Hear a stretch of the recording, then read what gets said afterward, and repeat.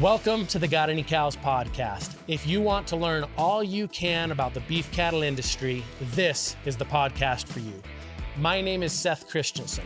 My company has sent beef cattle genetics to 45 of the 50 states and 12 countries around the world. I've had the chance to learn from some of the best and brightest in the beef cattle industry, and I invite you to join me for those conversations here on the Got Any Cows podcast. Well, we're in luck today. Tad and Sheena are going to do us the honors of taking us through Tad's End of the Road custom butcher shop today. We're going inside the butcher shop and taking a look at the carcasses on the rail as well as a full half. So these are going to be animals that Tad has harvested. And this animal that's been taken down, this half that's been processed here, is going to be an Akaushi steer that is a full brother to two of our AI stud bulls, Spectrum and Atreides. So really neat to get a chance to see the carcasses, get a chance to see the finished product, and really appreciate Tad being willing to let us come in and get an inside look at all of this and what it is and how it comes to be. It is really fun for me to go from the live animals at the ranch that we show you all the time to these carcasses on the rail, right down to the cuts on the plate. So we'll let Tad take us into them and give us the in-depth scoop on all of the cuts here. It's been really fun to take these animals, from the get-go, when the Wagyu first, or the Akaushi first showed up here, I wasn't convinced that there was anything different about them than from what our regular Black Angus beef are. Anyways, I proved myself wrong. This has been an awesome animal to work with. It'll be fun to get a little more into depth there. We're going to take you into the cutting room and go through each individual cut and kind of explain things there. And it is neat. I mean, this is really where the rubber meets the road. I mean, if you go all the way back, literally the very first Akaushi genetics I engaged in at all, I bought 3 embryos out of Texas, and one of them made the 919 cow. That cow is the mother of this steer that's laying in pieces on the table here, as well as those 2 stud bulls I mentioned. So it's really fun to see all the way from that, which, I mean, that would have been 2018 when I bought those embryos. 2019, the mother's born. 2023, this steer was born. And then to take this calf that was, I mean, his mother was born here in Weston. He was born here in Weston. Those brothers that have continued forward in our breeding program are here in Weston. And then to have that steer come right over here to your feed pens right out back, and then be fed up, finished appropriately, harvested here, hang here, broken down into the finished product. This is the end of all of it. This is you do all the other work, all the other everything that goes into breeding these things, feeding these things, all the time and effort. This is where it lands, is in the superior product on the plate. And so really fun for me to see. It feels very much like a full circle moment to be here with you, with this particular individual right here in front of us. So we've got this half a steer here, and we're going to take a look at all of it end to end. And it's just such a fun thing for me to do, Tad, because this is the end that matters to anybody that's not me, right? All the work that I do all day, every day is never going to cross anybody's mind outside of the beef cattle industry, right? Working in genetics or working in that end of what I do has nothing to do with anybody. This, anyone can appreciate, right? I mean, this beef looks fantastic. So walk us through, how much beef do we have here, Tad? Like what is this that is sitting here? How much is this? So this is a half of a beef. The rail weight of this beef for the full carcass was 1,070. Mm-hmm. So obviously you have all your waste, the bones, the excess fat, whatever is now gone, and it's the finished product. So somebody bought a half a beef, all of this, the burger, all these different cuts, this is how much beef they'd be bringing home. Yep, off of this particular steer. Obviously beef vary a lot in size. Right. We don't see them over 1,000 pounds on the rail too often. Usually around 800 pounds is average for around here. Right. But very pleased with this one. Oh, absolutely, absolutely. Well, and that's the thing that's fun to see is, like I was talking earlier, like all the way from literally an embryo to a cow to that's the mother of this steer. And then this steer is a brother to 2 bulls that we're actively using in our AI and embryo transfer program. So it is way cool to see. If this part doesn't work out, all of what I'm doing doesn't matter at all, right? Like this part, like it has to work out. So it is way cool, way neat to see all of the cuts here in front of us. And I know you'd mentioned, Tad, I mean, this half a beef, 1,070 total rail weight on this animal. So rail weight, carcass weight, hanging weight, all the same. All the same, right? Yep. Yeah. And so, I mean, you have this half again that'll end up over at the ranch in Weston. So anybody that wants to try some, all you got to do is buy a plane ticket to Salt Lake City, drive 2 hours north. I'll give you some. You just got to get to the ranch. So at the ranch in Weston, I may sous vide it. I may not be a grill master like my friend. Don't throw me under the bus for being a non-grill master, non-smoking master, but it is going to come out of the sous vide. But anyone that wants to try the other half of this steer, fly to Salt Lake, drive up to Salt Lake, or drive up to Weston, and I'll give you some. So the way it's laid out here, Tad, I know you'd mentioned there's a lot of different ways you can cut an animal. So what are we looking at here as far as you chose these cuts and everything else? I mean, how many different ways can a person cut the same halves? Like we looked at the full halves in there. They were hanging up in the cooler, and then that's been broken down into this. How many different options does a person have? They come in and they tell you, hey, Tad, I want you to break this animal down. Is it always broken down like this, or how much customization, or how much can you customize a half a beef like this? Yeah, so there's no limits to how you can have a beef processed. We've made burger out of a whole animal like this before, because that's what the family uses. So you like to have all your cuts into steak so you can sous vide them. This is kind of a standard process where it gives you a variety of roasts and steaks. Somebody that's familiar with cooking roast and steaks, there's just lots of different options here that you can do with it. But yeah, there's no limits to how you can have it processed. You tell us how you want it done, and we'll do our best to make sure we get it done the way you would like. You bet. And if somebody comes in and they say, hey, Tad, I don't know that I want to commit to like a full half of one of these beef, but I'd like to try some. If they come in and they're one of your clients that buys beef here, as opposed to people that come and buy beef cattle genetics at my ranch, which I don't deal with the beef end of things. I deal with the live cattle side. So actually, it's probably quite a little bit cheaper to come buy some beef here than it is to come buy the live cattle and buy the genetics from the ranch. But if somebody comes and purchases from you, do they have the option to take less than a full half if they wanted to come and purchase some of this caliber of beef? Yes, we prefer to sell it as a whole half. It's easier on our end, but sure.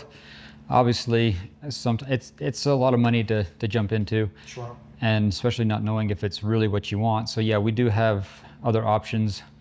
You can put in an order for a 20-pound share of an animal, and it takes us usually 3 to 4 weeks to get that to you, and then you can decide whether you liked what we had there, or if maybe it wasn't for you, or if say there were some cuts there that you wanted to change up a little bit, we can do that. But yeah, we have a variety of different boxes you can choose from to try. But yeah, you just give us a call, put that order in, and we'll get you on the list. And one of the things I think is neatest about what you have available here, like if somebody came to you and bought some of this beef, the degree to which this is better than what you could get anywhere else, I mean, can't be overstated. If you're looking at it relative to most beef, so most beef, the average beef, so let's say commodity beef, like just stuff people get at the store, number one, you don't really even know, frankly, a whole lot of what you're getting, right? And I'm not saying it's bad. Like you can go get grocery store beef and it's fine. Like it's perfectly safe. Like it's a decent beef product, but it's not going to be, we know exactly which animal it was, much less we know exactly the breed composition, much less we know exactly who finished it and how it was finished, much less being able to control how it was cut or how much we buy. And then, I mean, the product here, even if people go and they want to buy Wagyu, they want to try Wagyu, in most cases, the biggest Wagyu beef programs in the United States, it's half Wagyu. Like it has a Wagyu sire, so a Japanese sire, and then any given cow is the mother. And so it's so cool here. In this case, I mean, this stuff is 100% Japanese origin. So, and not only 100% Japanese origin, but I mean the best of the best of the best in both the sire and the dam of this particular individual here. Like there's no corners cut at all. It wasn't like, well, what was cheap or what was available. I mean, this is a superstar of a sire to this steer, superstar of a dam to this steer. And then this full blood was born here in Weston, weaned, came over to you, fed here in Weston, harvested here in Weston, cut to your specs, and you can get as much or as little as you want. I mean, this is above and beyond, truthfully, what you can get other places. And so I love that you can offer that from your shop. It's super fun for me to be able to share it with people that come and visit the ranch to look at genetics. And just really cool in the case of this individual, because we're actively using the Spectrum and Atreides bulls that are full brothers to the steer sitting here on the table. So without any further ado, I think let's jump into kind of what the cuts are. And so the way we've tried to kind of lay it out here, and this is as much for my benefit as anybody's, is this is from one end of the animal to the other. So we're looking at the tail end of the animal out towards the head of the animal, if it were laid out and it were still in one big piece here. And it's fun and it's interesting because for me, I spend all day with just live cattle. That's what I do all day, every day. Whereas Tad's work is taking the live animal all the way down to the finished cut, something that you can take and eat and eat it however you want. Like Tad mentioned, I mean, I cut it right down into 1-inch steaks through the whole thing, and for everything that doesn't go to burger, and I've loved that. And I guess that's one other thing I would throw out there or mention. It is so versatile with full blood Wagyu beef like this. The beef is so good. Even if you do take traditionally roast cut and take it down to a steak, I'd put my quote unquote lower end steaks, you know, a chuck steak or a round steak, up against any steak anywhere from any other breed. Even if it was a higher end cut, like a ribeye or a New York or tenderloin from other breeds, I'd put it up against them. I mean, it's an awesome eating experience, but it's so fun that you can cut it to be a roast, like what we're gonna look at here. We can cut it to be ribs, we can cut it to be thick steaks, big steaks, little steaks. Anyway, it's just a fun process. So starting at this end, which would be the tail end of the animal, Tad, tell me, what am I looking at here on this end of the table? So here we have is the eye of the round. Not my personal favorite, but it makes a decent roast. A lot of people prefer these as cube steaks. Not a big fan of cube steaks, especially off of this particular animal, because that would ruin this animal. And for mine, we took mine right down, they'd be round steaks is what it would run as. Yep. Still a fantastic, if you want a steak that is less fatty, you know, like because I mean, all of it's wonderful. It's all fantastic. But for me, sometimes I just want a steak that it maybe isn't quite as rich, right? I'm just looking for meat. And I love a round steak. Like I mean, for the fact that this is the bottom end, like the round steaks I've eaten have still just been wonderful coming through the sous vide there. Right, and I do like some of the round steaks. The eye of the round's a little grainier, coarser meat, so I prefer it to slow cook. It makes a really nice roast. Yeah, if somebody had both these packages sitting in their freezer and they say, hey, I got this round steak sitting here, and I've got an eye of round here. The eye of round would be the tougher of the two relative to just a straight round steak. It depends on what the round steak's cut out of. I cut the round steak that I've got here out of the top round, which is usually the more tender out of the round. Mm-hmm. So I usually do the top round into steaks right off the bat, and then I'll roast the eye round and the bottom round. Okay, gotcha. So these would be sitting like on the live animal. We'd still be somewhere back on the hip or up towards the back or down towards the hock? Down the hind leg, from the hip down to the hock. Okay, gotcha. Perfect. And then we have here, a lot of people aren't real familiar with it, but it's an excellent piece of meat if it's prepared right. It's the top round cap or picanha. There's lots of different ways you can cook it. I like to just cut it into kind of fajita meat and fry it. Turns out really well. So we're eye around here, kind of made it a little tougher and grainier. Round steaks here. All this is coming off the hip down towards the hock. Picanha is coming off. So where would the picanha sit? Like, is that it's on the live animal? So it is on top of the top round. Okay. Sorry, I had to kind of put things into place as the animal's standing there. Right. So it's, if I'm thinking right, it's on the inside of the hind leg. Okay, gotcha. As it comes down. Gotcha. Okay. All right. Cool. I could be wrong there, but But coming off the back quarter of the animal. Right, Would be where correct. you're at. And then what's this up here, this next cut up this so way? this here we have the sirloin, and that's right up on the hip of the animal. Okay. One of my Walk us through, I guess, and I apologize to interrupt you real quick, right? Walk us through the bloom and the difference between like kind of the brown and the red. Like you and I were just talking about it before we recorded. Important for people to understand. I guess when you see red, we all think fresh. When we see brown, we think it's not, but not necessarily true. Walk us through, I guess, what we're seeing there real quick. typically when we first cut the steak, it has a little more of a brown color. The red color comes from being exposed to the oxygen. So as you can see, this side's a little more brown and this side's nice bright red. Right. That's just because it's been out in the oxygen or been exposed to the air. As this, if you flip this over, pretty soon this side will look just as bright and red as this side. And if we're looking at sirloin, so these are all sirloin steaks, and where would you rank? I mean, if we're looking at sirloin as far as just degree of tender, and again, this is coming for the average idiot like me that's just looking at the freezer, and I'm like, which one am I going to grab? I mean, I always think of sirloins probably up there. I mean, maybe not quite as tender as like a tenderloin New York or ribeye, but it's maybe just behind those. But what do you think? I mean, where would it kind of fit as far as if I'm looking at my options? Where does it fit as far as maybe like tenderness or eating quality on a sirloin steak? So what it comes down to, for the most part, is how you prepare it. Okay, all right, okay. Because I've had sirloin steaks that compare very close to a ribeye steak, and obviously it depends on the animal too. Of course. But you know, it's going to be a step above the round steak, but not quite what a New York or a ribeye or some of these other porterhouse. So this is like we're friends. That one's like we're really friends. Yeah. And there are some people that would prefer a sirloin because it's not as fatty. Sure. Yeah. It doesn't have quite the fat, but it does have, depending on the part of the sirloin, as you can see, there's a little bit of gristle through them.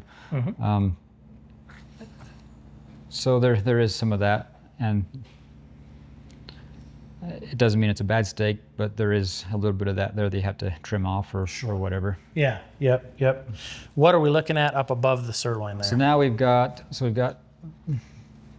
2 stacks of sirloins there, and then we've got the tri-tip. Not my personal favorite. There's a lot of people out there that really love these right now. They like to smoke them. Where does the tri-tip sit? Still back quarter of the animal somewhere? Back quarter, Okay. between the sirloin and the sirloin tip is where it comes into play there. And are these sirloins as well right here? Yep, we got Sirloins. 1, 2, 3, 4, 5, 6, 7, 8, 9, 10 sirloin steaks off of that steer. And then you got the tri-tip there.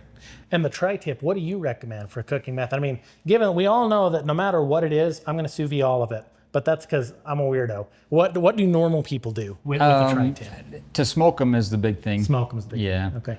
But you can treat them just like a pot roast and cook them, in your crock pot, and they turn out great. Okay.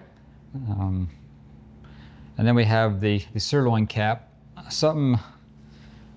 lot of times on my own, I'll just leave this connected to the sirloin. This was a big enough steer that it made a very large sirloin steak. If What I a left great this, problem to have. right?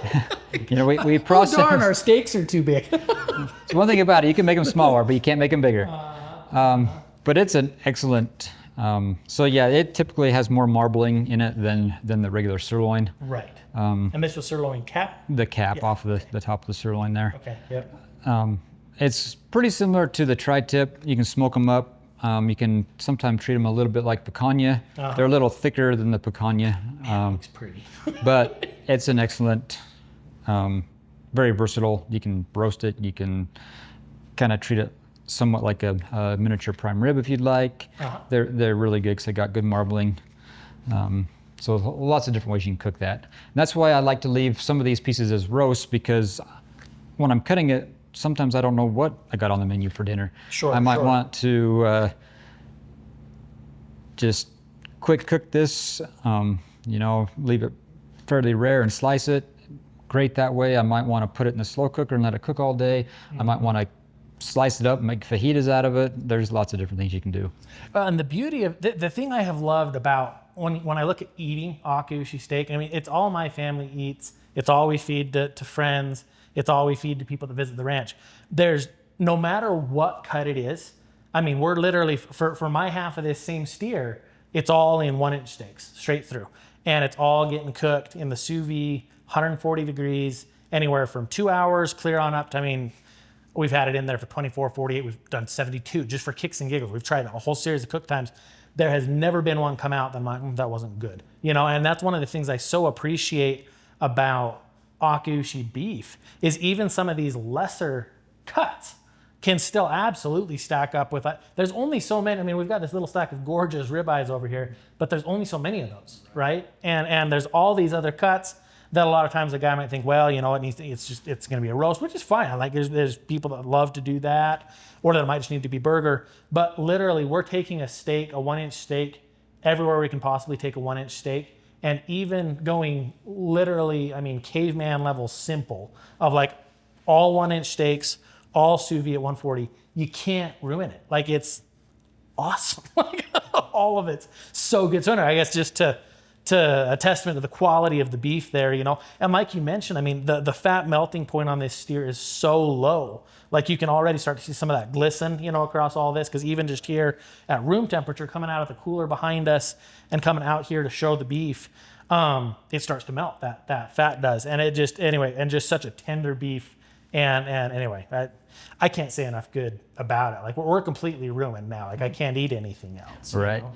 But, and one thing I want to mention on this bottom round is I'm pretty pleased with the marbling that it puts in the bottom round. Absolutely. Typically, there's not a lot of marbling in the rounds, but you know, that's probably, a pretty heavily marbled bottom round. Yeah, probably, you know, 40 to 50% of my customers on the bottom round will put that into burger. Mm-hmm. I would usually do that on my own, but with these Wagyu, I don't do that. What would you like to jump into next out of this next? And so are we moving off, like this would be the back, I mean like the hip and down? Yeah, is pretty much, here? top of the hip down. Yeah.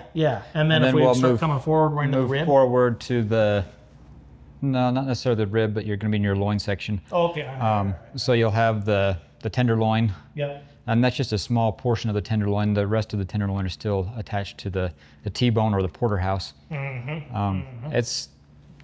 I like to, either way, you can cut these into nice filet mignon steaks, or you can leave them as a small roast. I prefer to leave that as a small roast because then, like I say, it's very versatile. But for the majority of it, most people have me cut that into steaks. Mm-hmm. Well, and I will. I mean, just to vouch for the tenderloin, like I had the question on that Meat Dudes episode that I did. He said, "Hey, what's your favorite cut or your preferred cut?" And if you're only ever going to try one cut, you know, like I mean, if somebody's just say, "I'm going to try one cut the one time," the tenderloin normally just doesn't have a ton of flavor to it. Like there's not a ton of marbling to it on a lot of steaks, you know, or a lot of animals to where you'd end up having, you know, bacon wrapped around it to give it flavor. Like it's tender, but not necessarily super flavorful. So you put bacon around it.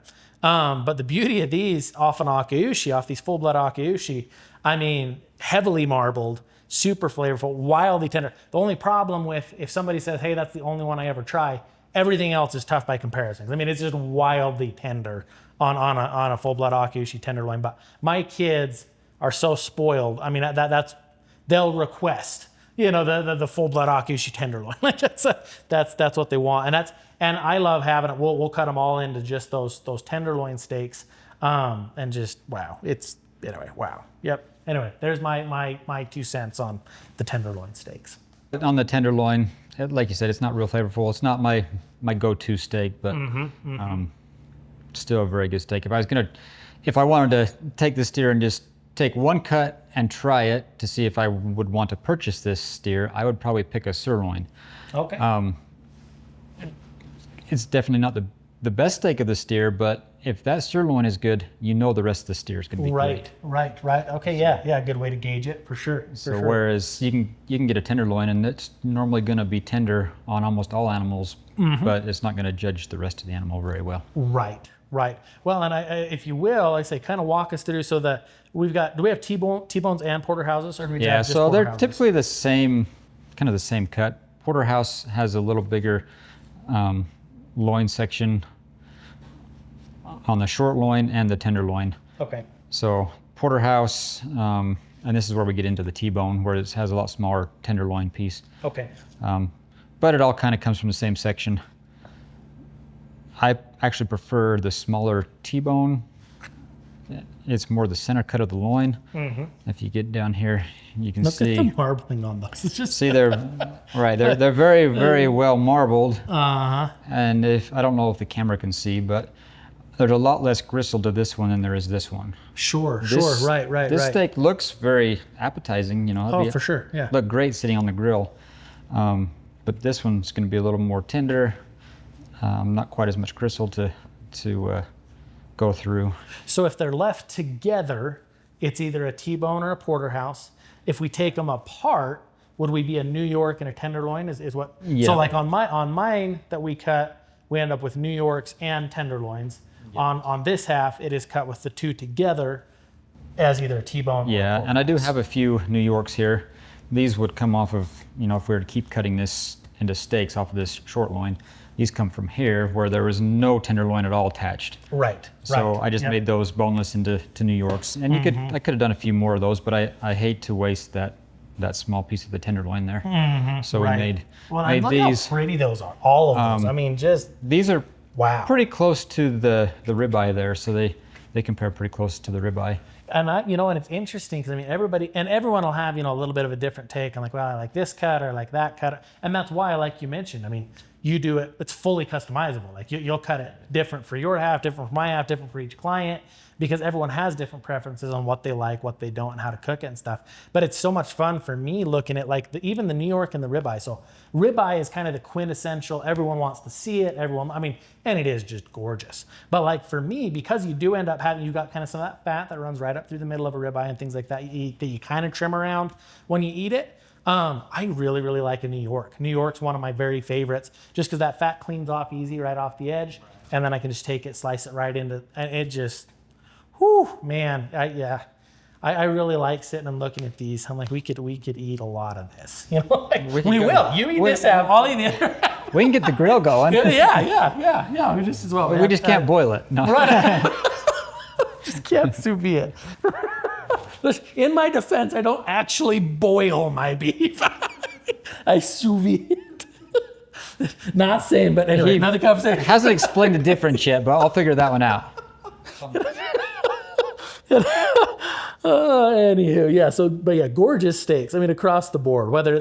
Especially these New Yorks. I mean, the New Yorks are some of the prettiest. The ribeyes are so pretty. I mean, just so nice. Just look fantastic. I mean, any and all of them. So, anything else you'd want to jump into on this section here? We've seen the tenderloins, porterhouse, T-bone, New York. Anything else you want to touch before we move further towards the nose of the animal? Nope, I did miss. This is going to come from the hind leg as well. It's the sirloin tip. It's going to kind of fall in front of the tenderloins there. Okay. Probably my least favorite cut of meat. Is a sirloin tip. It has quite a bit of gristle. Sure. It makes a decent roast. Yeah. A lot of people like it cut as a steak because of the name sirloin. Sure. I would recommend either roast or grind. So the sirloin tip, if you're looking at those different sirloin cuts, we had sirloin, just sirloin. We had sirloin cap somewhere in here. Sirloin cap here. Sirloin cap. We had sirloin tip. So between the three, sirloin tip is kind of the bottom of the three, and then sirloin. Was sirloin cap the best or the middle of the three? I would put it at the top. It's the best of the three, and then just sirloin is just kind of your right up the middle kind of a deal. And then you got the tri-tip there that's kind of in the mix. Okay. But it compares pretty close to the sirloin steak. Gotcha. But this is kind of the workhorse of the hind leg. That's why it's not quite as tender. Right. A little more gristly. So here's a question for you. So like ribs at large, I mean, I've seen all sorts of different names, all sorts of different ways. I'll see them on menus on a regular basis. Like you can order ribs, but I mean, then there's like baby something ribs. There's like dino ribs. There's short ribs. There's like boneless rib. I don't really have any idea at any point in time what I'm even looking at. What are these ribs? So these would be the long ribs, or if we left them long, you could call them the dino ribs. Okay. I like to take, if I'm going to cook ribs, I like to cook them this way. Okay.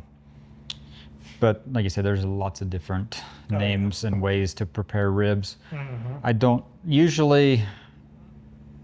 I would put these into burger.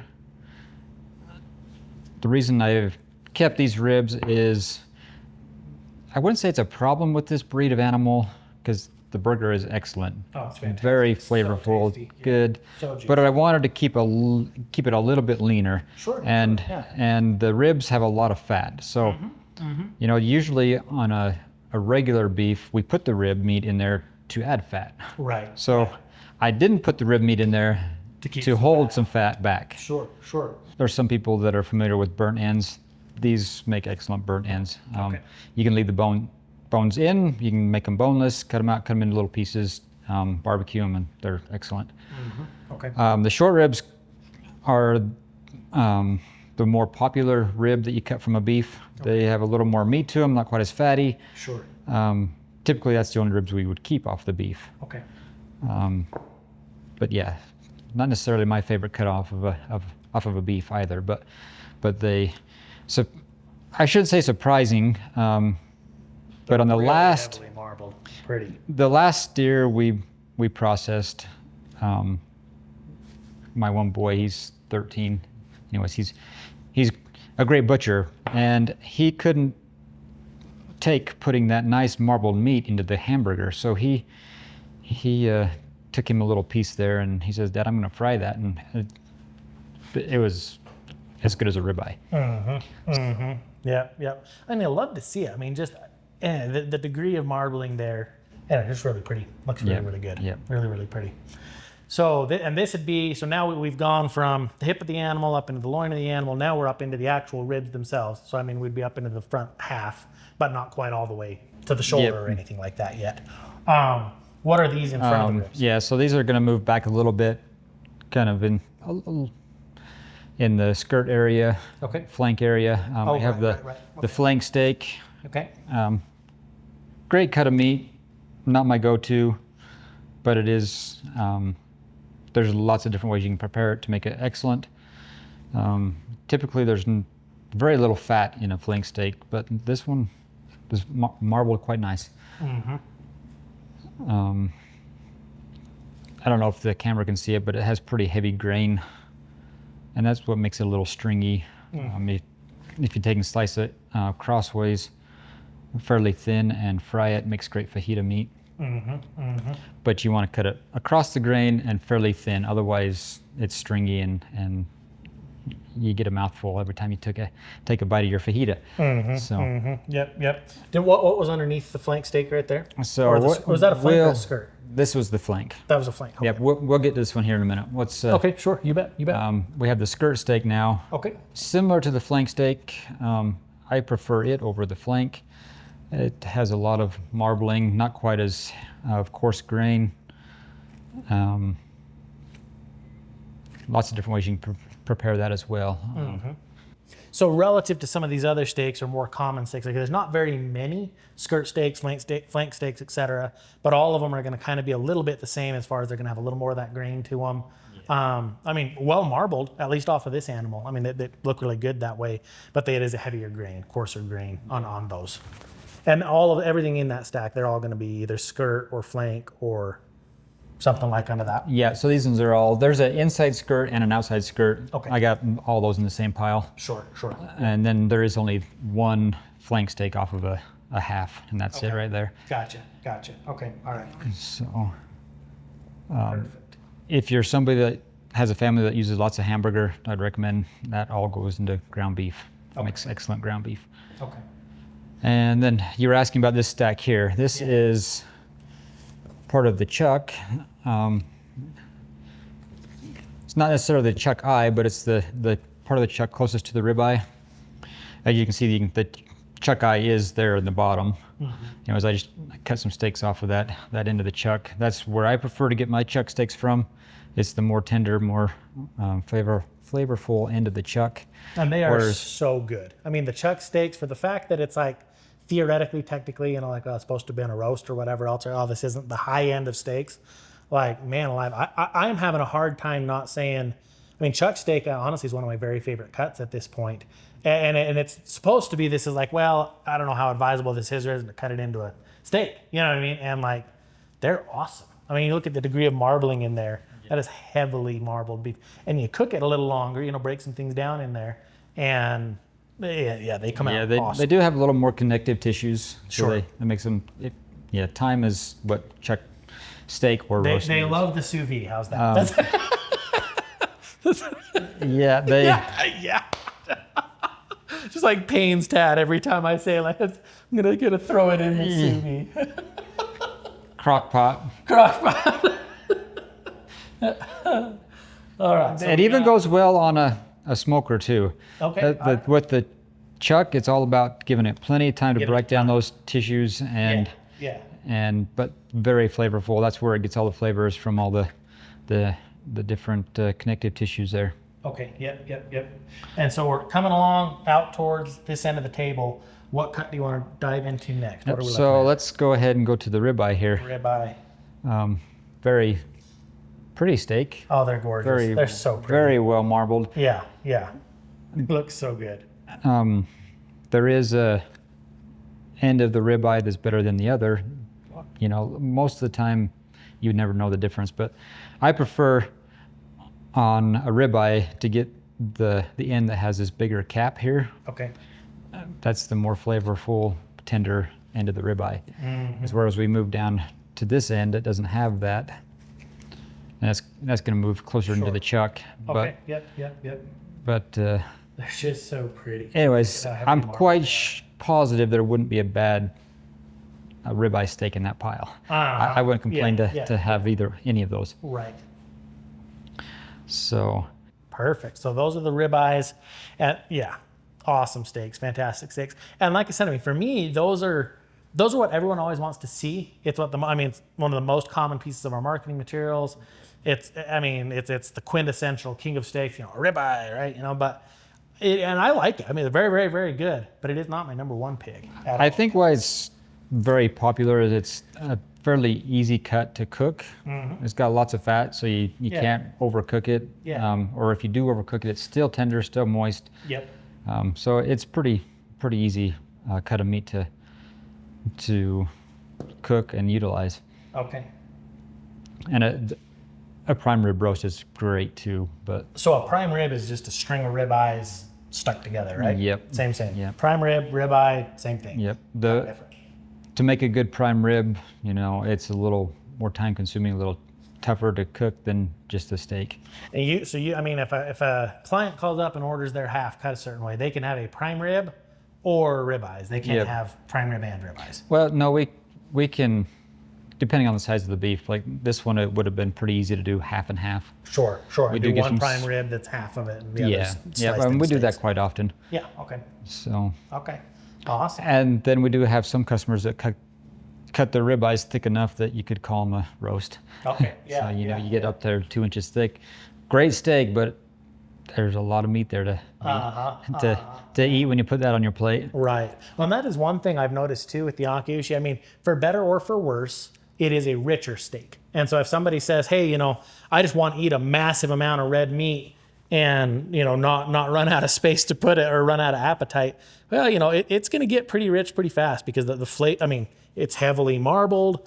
The flavor is incredible. But one of the things I appreciate about an Akaushi steak and this degree of marbling, this degree of richness, is even if I take a steak and I'm cutting it up and I'm sharing some of it with my wife, with my kids, or say we take a series of cuts, like what we typically do with tours, we'll take multiple cuts and then we'll get a little bit of each to each person, you know? And it doesn't take as much steak to feed a person. Like I said, for better or worse, like if your whole goal is just to plow through an enormous pile of steak, well, you know, it's probably going to get a little rich a little quickly because it is so heavily marbled. But you can make the same steak go further because it is so heavily marbled. I guess if that makes sense. You know what I mean? If I'm cutting it up and sharing it and cutting it into smaller servings, you know what I mean, and doing portions of a steak, it goes further because it's so rich, it's so filling, it's so flavorful, it's so good. And so, I mean, not only did we get this enormous steer, you know, 1,070 on the rail, big old half right here, but each of these steaks, for me, goes further. because of the degree of richness that we have going on here. So anyway, just a thought that I'd chip in there. What do we have next up in line? Unless there's anything else you'd like to touch on with the ribeye. No, I think we about covered it there. Okay, sounds good. What would you like to look at next? So we'll move into, this kind of falls into the place with the chuck. Okay. It comes off the top of the blade. Okay. That's my favorite steak, the flat iron. I think of you every time I see the flat irons in there. This is the one not to share. This one's yours. Yeah, at dinner time, if we're having flat irons, we get some sirloins out, plus the flat irons, and you know, I let the kids think they're eating flat irons, but really the flat irons went to my plate. Problem is they're getting old enough that they can tell the difference. But it's an excellent steak. It does have a little gristle in it, so it's not quite as tender as some of the other cuts, but the flavor is amazing. I mean, look at the degree of marbling, like on that lower one. I mean, wow. You know, Yeah, I mean, just heavily. And some of that's marbling, some of that is a little bit of gristle. Sure, there's some gristle in there as well. Yeah, but you bet. Yep. That's flavor. Pretty. Yep. Pretty. Awesome. So we're down to just these last couple of cuts in through here. What are we looking at here? Yep, so here we have the arm roast. Okay. It's kind of like the sirloin tip there. Not my favorite. Makes a nice roast. Usually you don't have a lot of marbling in them, but these are marbled quite well. So you know, I'm sure you can make it good in the sous vide. But I bet you I can make it better in the crock pot. And that would be, for me, it's probably my least preferred cut is going to be an arm. But that being said, I've not even had a chance to try an arm off of like a full blood, the most recent one with a full finish on it through the sous vide. And I just realized I never did get back to you and tell you to go either burger or go steaks on the arm. So whatever you did is great. I'm sure it'll work out awesome. I just traded you for your flat irons. There you go. But if you look at the sirloin tip and the arm, they're pretty similar in marbling texture. Yeah. You know, so there's something, if you fit into that category, if you like a lot of ground beef or want to lean the ground beef up a bit, add that to the ground beef. Yeah. But if you're a roast lover, you love Sunday roast, love, you know, slow cooking cuts, those are great. Yep. So I think the only ones we haven't looked at are these three. yeah, Have we looked at these already? we touched a little bit on this. This is the chuck roast here. Okay, chuck roast. Boneless chuck roast. I love a bone-in chuck roast, but if I leave the bone in, I sacrifice my flat irons because they stay with it. So the bone it's comes a out. tough deal when it comes to deciding flat iron steak or bone-in chuck roast, because the bone-in chuck roast, nothing beats it for a roast. But a boneless chuck roast is good too. Yep. So yeah, that's what we have here is the chuck roast. And like you said, you love them as a steak. Oh, they're so good. Yeah, And fantastic. this is the end that gets closer up into the neck section. Yep. So they're not quite as tender as you can't see the eye of the chuck in. Look at the marbling though. I mean, like I said, there's some connective stuff in there too, but like they are well marbled cuts. I mean, they're pretty. Going to be a really good roast. Yeah. And then we have the brisket here, one of my favorite cuts. But you have to be very patient when you cook a brisket. If you're wanting to hurry things up, you just as well put it in the ground beef. That's the only way to hurry up a brisket is make a hamburger. Yep. So a good 14 to 18 hours of cook time on that, and there's nothing better on this table. So If you slow cook it. Yep. And it's interesting, we've had this out on room temperature for not, what, half hour, 45 minutes? And it's already, the fat's already beginning to get soft. Right. As I said, really Definitely a low fat melting point. different kind of beef. There was one other thing that I forgot to set out here with this half is, and it's another part of this beef that's probably up there on the top of the list, is all the beef tallow, the kidney fat. Oh, sure. Yeah. Yep. I had it all prepared in there to set it here. I just wanted to show the amount of kidney fat we can get off of these steers. We use it in almost every meal, you know, for that we have to cook anyhow. I like to just clean it up, run it through the rough grind, and bag it and freeze it like it is here. And then when we need to, it renders very quickly like this. So we can render it down, strain it, and put it into usable sized cubes, and very handy in the kitchen for cooking. So that's a bonus to this animal.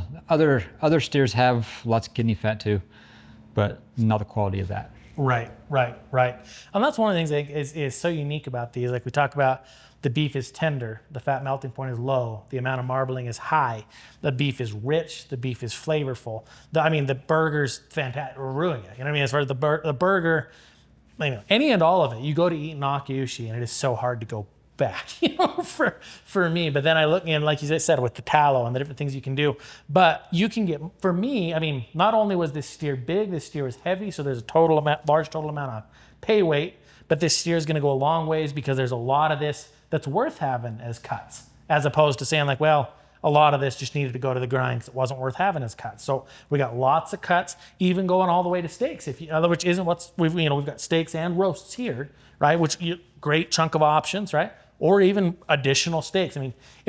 With the additional steaks we do, we've got so many cuts, so many packages. I'm an enormous pain in the butt, I know, but we get so many packages of beef off of a single animal.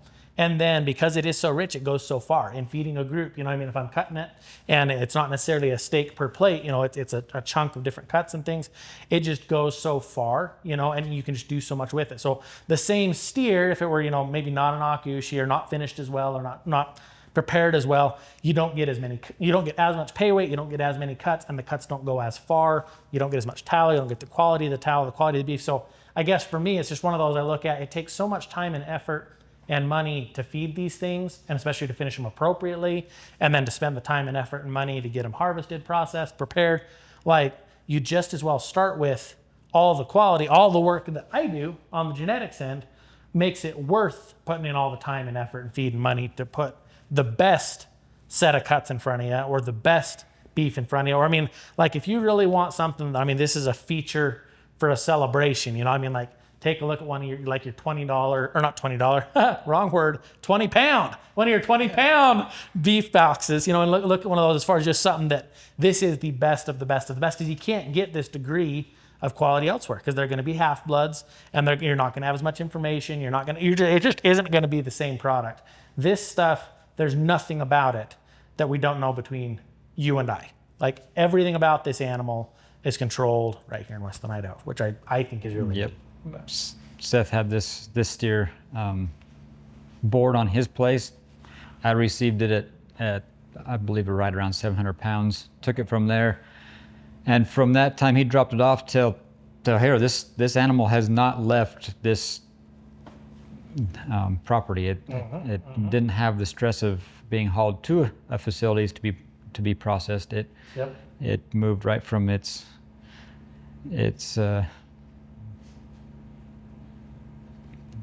what's the right word? Right from the feeding feedlot, to the kill pen, yep, to right next door. Yep, and so very, very little stress. Yep. I wish everybody could have that with their animals, because it makes a world of difference, not having to rile up your steers to get them to the butcher. Oh, yeah. Yep. Unfortunately, that's just not how things can always work. Sure. Yep. Yeah, the degree of quality here, there's nothing about any of this beef that I'd be like, I wouldn't hesitate to share this beef with anybody at any point in time, as far as if you had anybody that you're worried, maybe they're really gonna, have high expectations or whatever else, this is the caliber of beef. There's nothing missing. You know what I mean? There's nothing missing from the genetics. There's nothing missing from the management standpoint, the feed standpoint, the quality cut standpoint. Even the packaging's to the nines. Thanks to Sheena, we've got all the extra.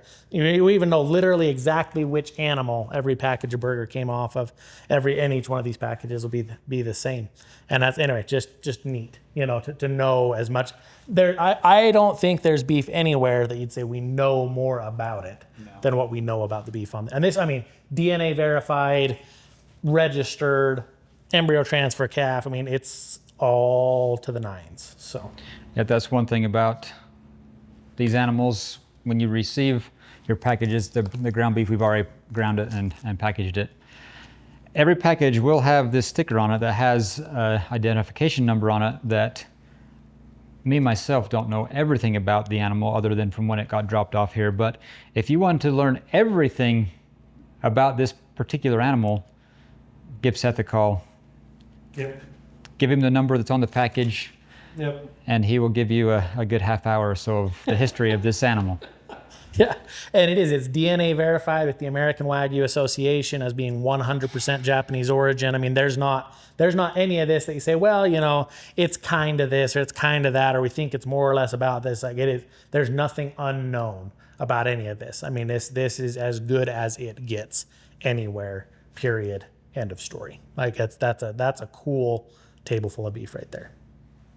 But anything else you would throw in on that, Tad, to wrap her up? Not a lot. I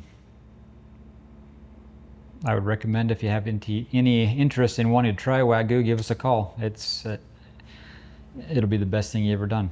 Absolutely. Yeah. If you're looking to get some beef, make sure you get a hold of Tad. Come right on over here, and or anybody that comes to the ranch. If you want to take a box of beef home with you, come and get a hold of Tad. Tad's got beef here ready and waiting. And if anybody wants to look at the live cattle to be able to produce beef like unto this, come visit us there at the ranch. But between Tad and I, we can pretty well hook you up. Whether you want the cow or you want the beef, we've got both between Tad and I. So yeah, no, it's anyway, it's all that's in my freezer. Anything else you throw in there? I didn't Tad? realize that I could just go down to the ranch there and just show up for dinner and get fed every night. So, I may not have to make the plane ride, but I might just have to show up for dinner, and he's going to have to prove this sous vide to me. We're going to have to. Awesome. Anything else you throw in to close there, Tad? I don't think so. Perfect. Other than if we stick around this too much longer, we're going to have to start the grill up. So that's exactly right. We better get it packaged up. I have been sitting here taken care of. drooling the whole time. But yeah, again, full brother to Spectrum and Atreides.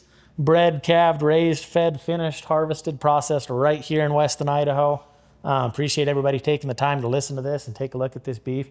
Thank you, Tad, for putting up with, Tad and Sheena for putting up with all the many, many questions and many, many requests. And appreciate you guys educating me and everybody else watching the podcast. And I think this is going to be fun for people to be able to see the finished product and relate it back to the cattle and understand the whole process. So look forward to sharing that with folks. One more thing. If you are looking for a live animal that's ready to finish, I would recommend going this route. Yeah. I got to be honest with you, I was a little on the fence about feeding understandably these. skeptical. Yeah. Some of but the half-bloods you'd been around hadn't been I what don't this regret is. it now, to see the finished product. You do have to be a little more patient with them. Sure. They're not going to gain quite as fast as some of your commercial breeds, but Sure. But time and consistency pays off. Oh, absolutely. Yeah. I look at it, when it comes to what really takes a lot of time and effort and dollars, it's the feed component, and if it's going to take time and effort and dollars, you just as well yield something incredible like this and say, well, we put in a lot of time and feed and dollars and it's kind of just beef. The same, same as what you'd get anywhere else. This is truly, it's a beef eating experience above and beyond what you're going to get with anything else. And I say that as an Angus breeder. Like I've got great Angus cows back at home. They do a wonderful job. They have their place in the world. But I mean, this is the beef that's in my freezer. This is the beef going on the plate in your house, or at least one of the kinds of beef going on the plate there. Just an awesome beef eating experience. And even if it's not what people eat all day, every day, absolutely ought to try at least come buy a box of it here and come try out 20 pounds or so. And if you are going to put the time into finishing one, just as well finish a good one, Yeah. No, it's been And if fun. you have any questions about finishing them, I'd be glad to help you where I can. Yeah, absolutely. Appreciate that. Appreciate you sharing with everybody, Tad. I think that should wrap her right there. Sounds good. Thanks for putting in the time, my friend. Yep, thank you. Thanks for joining us for this episode of the Got Any Cows podcast. Be sure to subscribe, rate, and review wherever you get your podcasts. And visit us anytime at gotanycows.com.